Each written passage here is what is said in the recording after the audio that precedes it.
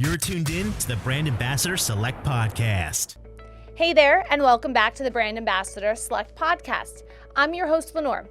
This is the place where we help educate and build influence while making an impact on many lives. So remember to hit that subscribe button so you never miss an episode. Everything's at brandambassadorselect.com. So today we're highlighting yet another incredible author. Let me introduce to you crime fiction author LH Draken. So after living in Beijing for nearly 5 years, she wanted to bring the complicated politics and exciting drama of daily life to readers who see China from the outside. That led to her book, The Year of the Rabid Dragon. And then she hired an illustrator and created Little Boo Illustrates the Art of War, a curation of quotes and aphorisms from Sun Tzu's famous texts of military strategy. Draken is currently joining us from Munich, Germany, where she is currently editing her sequel. LH Draken, welcome to the Brand Ambassador Select Podcast. Hi, thanks. So writing has always been in your blood. You have to share the beginning stages of your journey with the listeners. You go all the way back to EKS Press, your first publishing house. You're laughing because I want to hear the full story because I've read a little bit about it online, but I really want to hear it from your perspective. Yeah, when I was growing up, we were living in upstate New York, and we lived on this wild apple farm, and my brother and sister and I watched Little Women. And if you remember in Little Women, they start this little publishing paper that they do, they write articles and they paste it all together and make this little newspaper. And we thought, that's so cool, we're gonna do that. And so my brother and sister and I put together our own little newspaper, and my mom thought it was so cute that she sent it to all the relatives.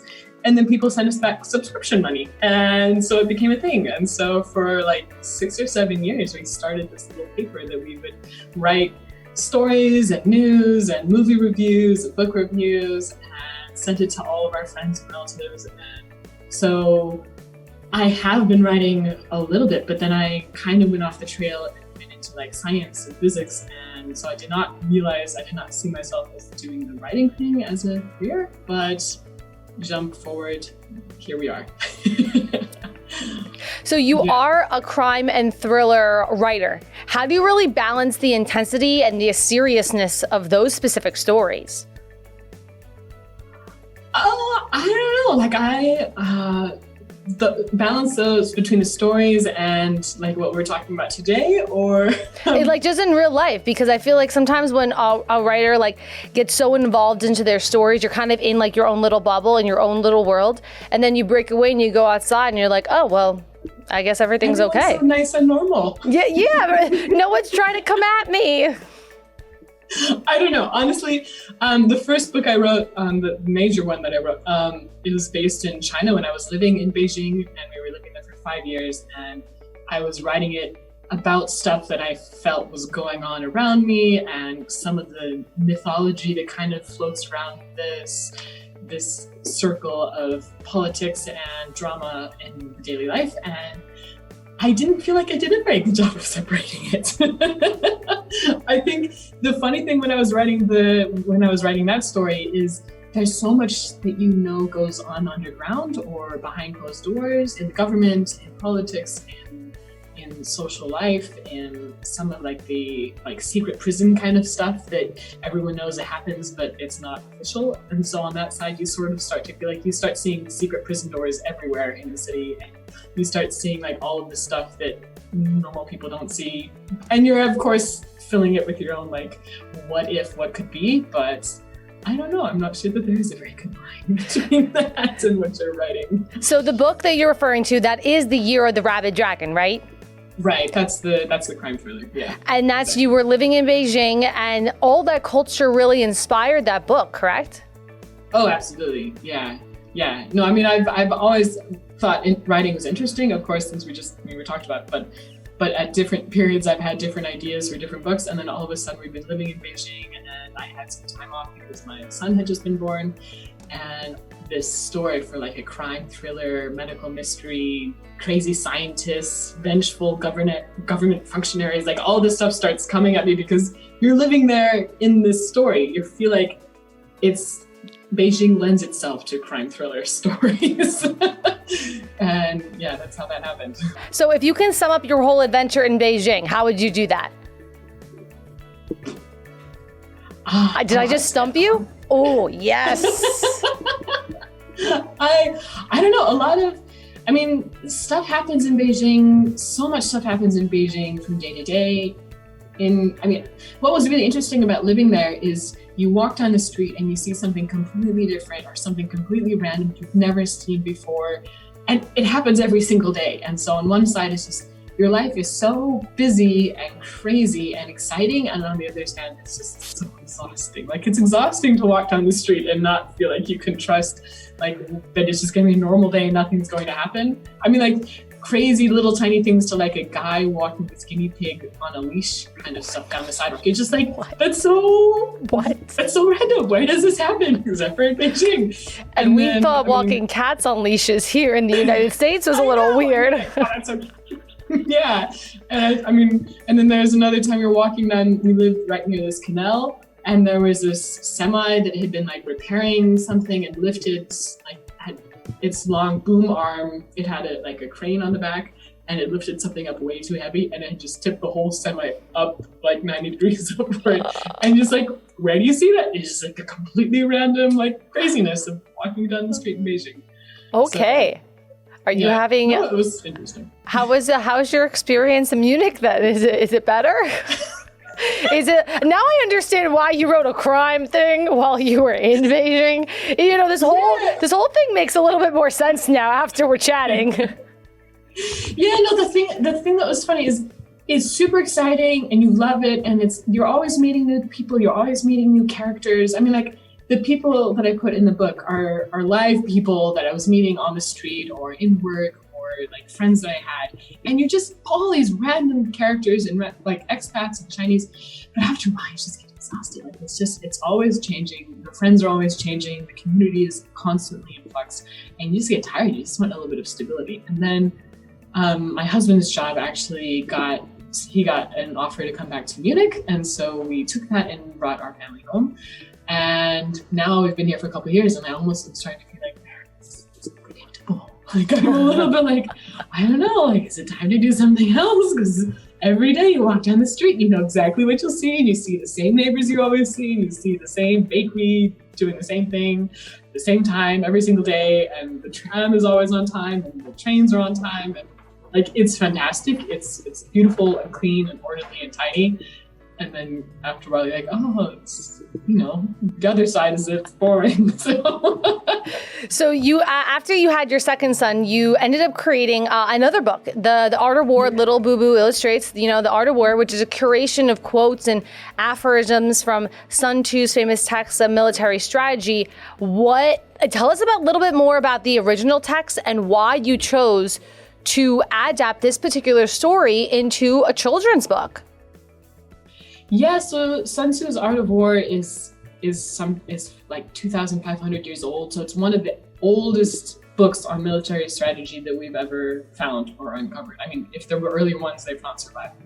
And what's amazing though is that this book that's 2,500 years old is still read and put on the commander's list of military strategy and Marine Corps training, and it was read by Napoleon Bonaparte, and it's read by all the great strategists. But it's also read by people nowadays, adapting it to business strategy and the art of war for art, or there's all these different adaptations that have been made out of it, because it's a text that lends itself to some of the more basic descriptions of how life works. And I think what's so interesting is it's an old text. It was written, when it was originally written, it was kind of this secretive treatise that was only available to the emperors and the most elite ruling powers that were. But now we have access to some of these ideas, and they're so applicable, because what is war but how to adapt to an uncertain situation? What is he talking about, except for how to handle controversy and the surprise element of life, and the things that we don't understand, or the things that we can't predict, and how to prepare ourselves properly for that, and how to prepare ourselves for things that we are not prepared, are not expecting. And so the reason that I chose this text though to adapt was I had just had my second son, and some people had sent me, people send you gifts when you have your first son, but sometimes for your second kid, they're like, oh, you have all the stuff you need, but we want to do something. So you choose something you like, do something nice with the money. And so I decided that I would take a little bit of this money that people got me and put it into a book that I could dedicate to my son. And the reason I chose The Art of War was because I felt like as a parent, of course you have to feed and clothe and take care of your child. But you can't just, you could do that. A robot could do that. You could have like a system to do basic stuff. But the reason that parents are so important is because this journey from becoming a child into an adult is a journey of preparing yourself to face the unexpected, to slay the dragons that will come down your path, to not keep you safe, but prepare you to fight in a world of the unexpected, to be prepared to be an adult. And so I felt like this was kind of a cool way to adapt an ancient text to how do we become adults? How do we become mature citizens of the world? And how do we face the things that the controversy of life? I feel like you had perfect timing for releasing this book a few months ago, by the way, because one, for me personally, I feel like we're all just becoming adults every day, newer and newer. Like you learn new things all the time. It's like, oh, well, maybe I should have known that. But two, especially with, life in 2020 of the element of surprise, like you were just saying, hello, surprise. Coronavirus, hello, surprise, lockdown. How do you face the unexpected? Exactly. How do you face the unexpected? How do you handle the things that weren't, the craziness? Yeah. So how do we do it? What's some of your advice? I need some help. I'm adulting. I'm living through this. Every day is just a new day, How do we get through it? Yeah. Well, one of the quotes that I really liked in the book, it goes something like, let me just read it real quick, I think. Oh, you got it ready for me. Yes. It's like you knew I needed help in my life. Let me solve everything for you, Lenora. Thanks. Lawrence, this is what you're here for. The truth, that's why we have the podcast, help me grow. Let's all adult together. The one I'm gonna read. Sun Tzu says, "If you know the enemy and you know yourself, you need not fear the result of 100 battles." And the reason that I really like this quote is, it's not saying that you're going to win every battle. Mm-hmm. It's not saying that if you know the enemy and you know yourself, that you can predict the future, that you know what's coming, that you can save yourself from the mortality of existence.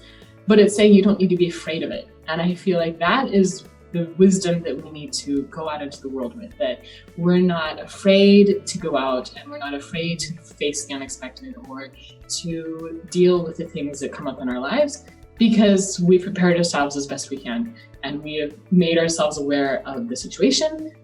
And that doesn't mean that we'll win. We might sometimes lose. We will often lose. We'll often come out on the other end not where we wanted to be, but that means that's if we prepared correctly, if we prepared ourselves as best we can, that's the best situation we can get to.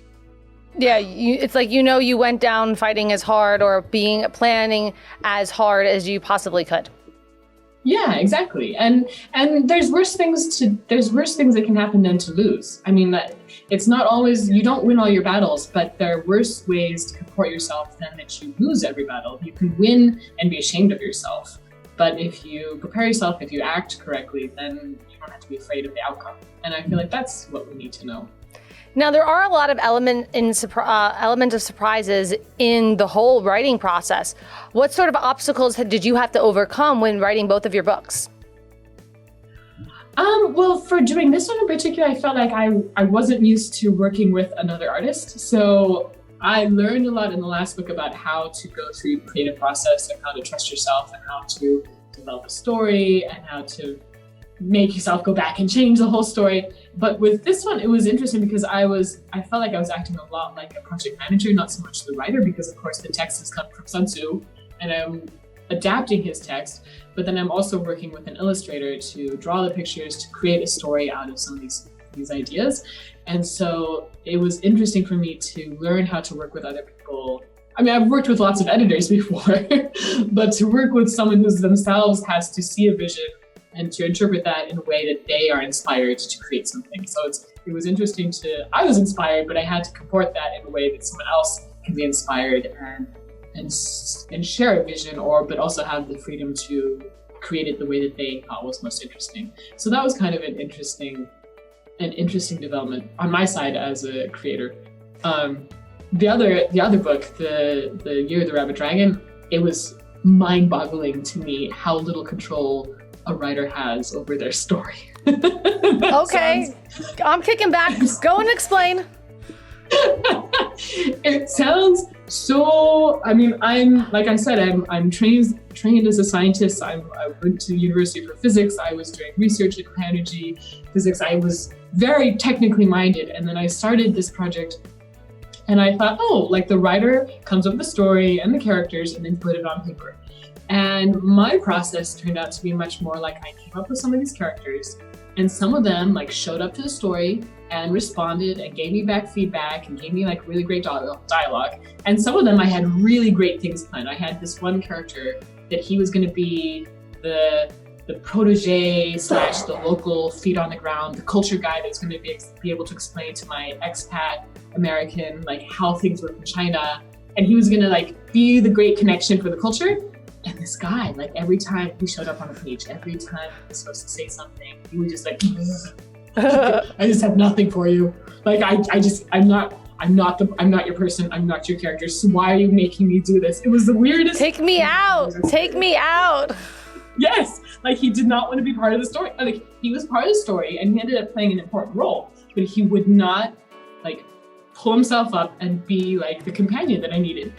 However, this one chick that I had, she was supposed to show up, give one piece of information, get the clue there, and then carry on with her life. She kept popping up. She kept coming back to the story. She kept bringing something new, solving some problem, showing up at 2 a.m. and being oh, by the way, this is your solution, or this is what you have to do next, or this is the person you have to go find.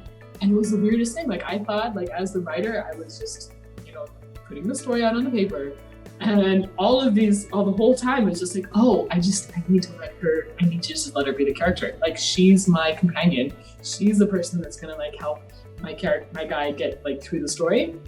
And as soon as I did that, it all worked. And now when people read the story, they're always I love this girl. She's so funny. She's so hilarious. She's so annoying. But in that crazy Chinese kind of not annoying in a crazy Chinese way, but just such a strong character that everyone can see and visualize and interact with, and everyone has opinions about her and everyone loves her. And it was the funniest, that was the weirdest thing for me to realize, that even as the writer, you may create these characters, but you have to allow them to be the people that they are, which is weird. Yeah, it's the person you're writing has some say in your book. It's you're not even there, but you are there. But it's your words, but it's not your words. It's my words making you have words, but you need to shut up. But no, you keep going. It's your story. It's just weird. The story came alive. Essentially, is what it is. The story wrote itself, and you were just happened to be writing it with a pen or typing on the computer. I was showing up there and doing the work so that they could tell the story. And I mean, I'm not really a floozy-woozy kind of super spiritual. The forces have to control. You have to be in space with your Zen. And I'm not that kind of person. But after writing that book, I'm there's so much I don't understand about the creative muse. You understand a lot more, but there's so much I don't get. Yeah. So this has absolutely nothing to do with your book at all. However, the fact that you've traveled so many places, what are some of the most interesting cuisines and the foods that you've tried through all of these countries?